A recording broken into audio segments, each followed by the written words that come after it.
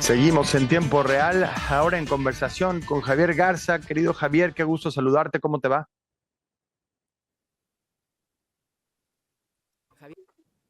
Sí, Ay, ¿cómo te va, Javier Garza? Qué gusto ¿qué, saludarte. qué Pues tal, Enrique? Buenas tardes.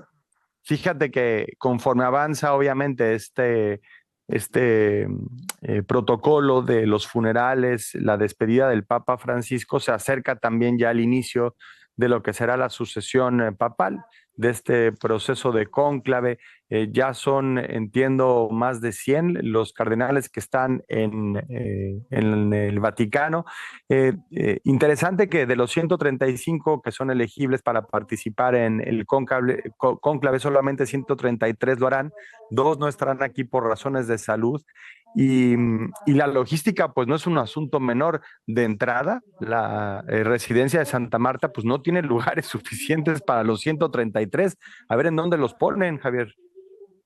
¿Qué tal? Sí, Enrique, es complejo, ¿no? Es un proceso complejo, sobre todo porque se tiene que preparar, pues sí, en cuestión de días, ¿no?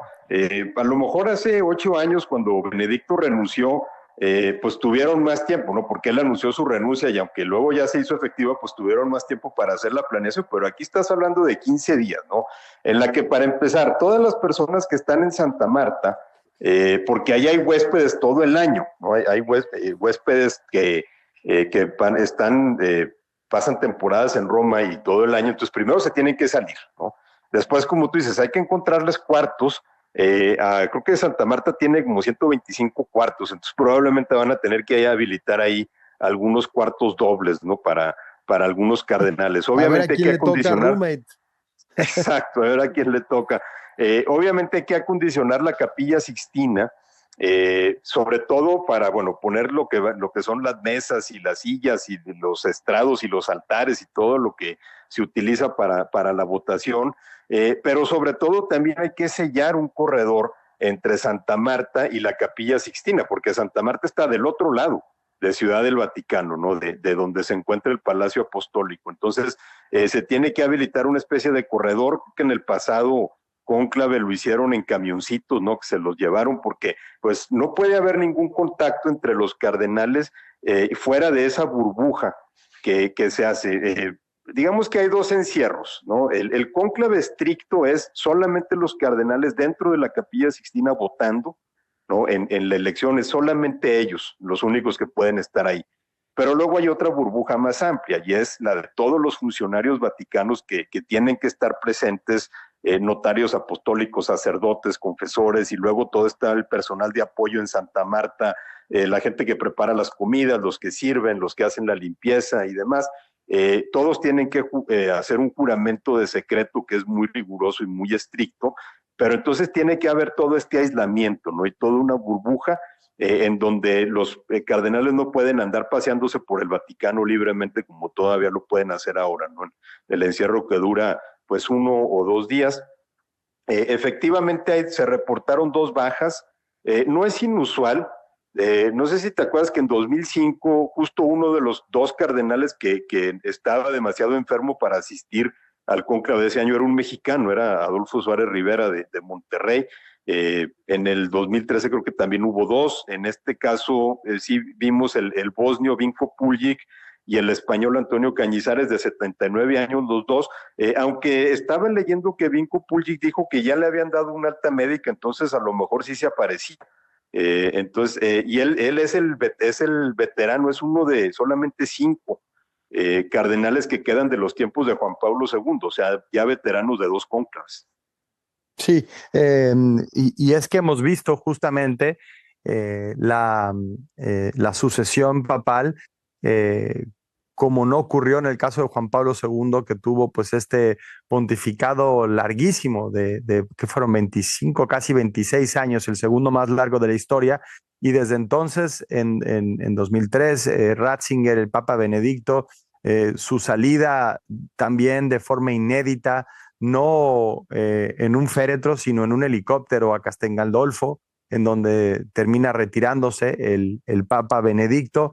y la llegada de Francisco y lo que ha ocurrido desde entonces. Yo quisiera entrarle un poquito no solamente al tema de la sucesión, que obviamente se presta a todo tipo de especulaciones, quiénes sí o quiénes no tienen posibilidades de llegar, pero sobre todo al pontificado de Francisco Javier, porque parece que se enfrentó a expectativas imposibles. Por un lado, la de un ala liberal que sí buscaba la posibilidad de que Francisco revolucionara para siempre la iglesia, que avanzara estas reformas profundas que para los más liberales han sido una tarea pendiente, una asignatura pendiente de la iglesia.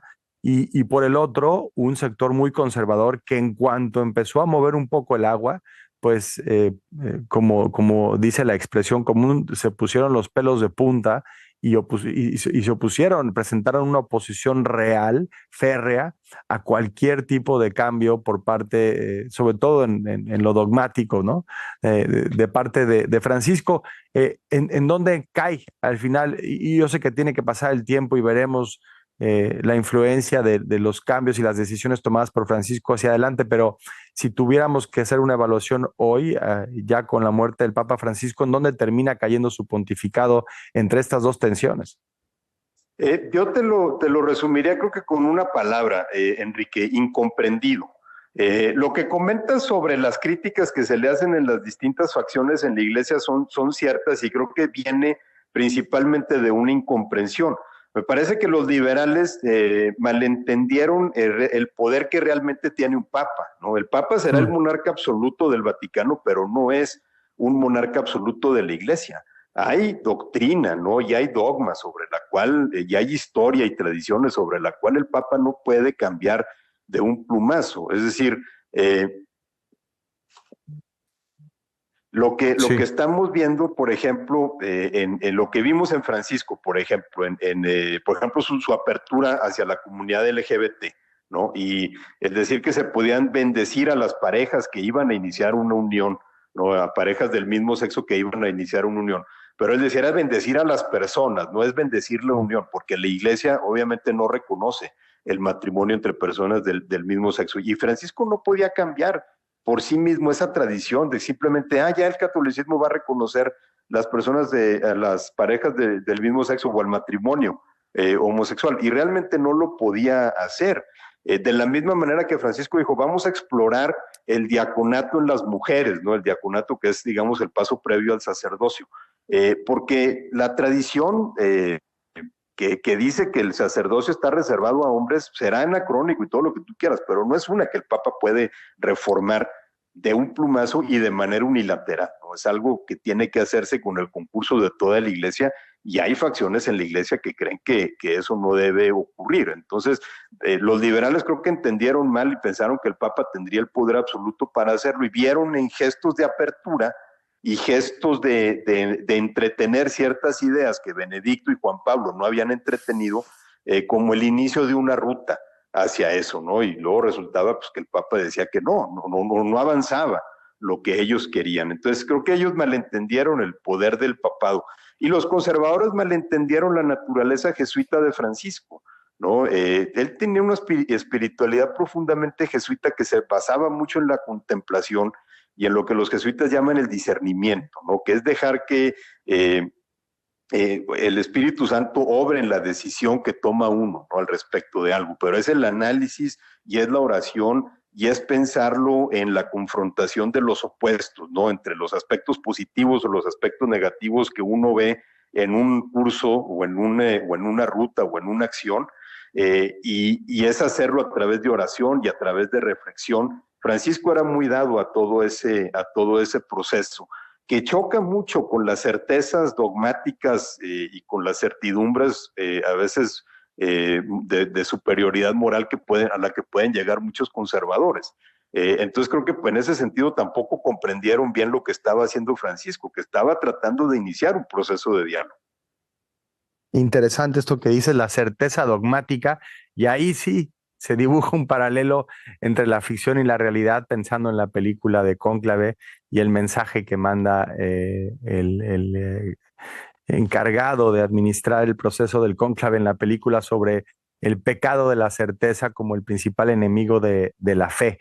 realmente tiempos interesantes. Veremos cómo se da el proceso de selección del próximo Papa, las discusiones, los consensos que deberán de cumplirse. Serán 89 los votos que necesita el próximo Papa para convertirse en el líder de la Iglesia Católica y convencer a 89 entre ese grupo de 133 o 134, dependiendo si llega o no el arzobispo de Bosnia. Pues el obispo de Bosnia será sumamente interesante. Querido Javier Garza, un verdadero privilegio platicar contigo de estos temas. Te mandamos un muy fuerte abrazo.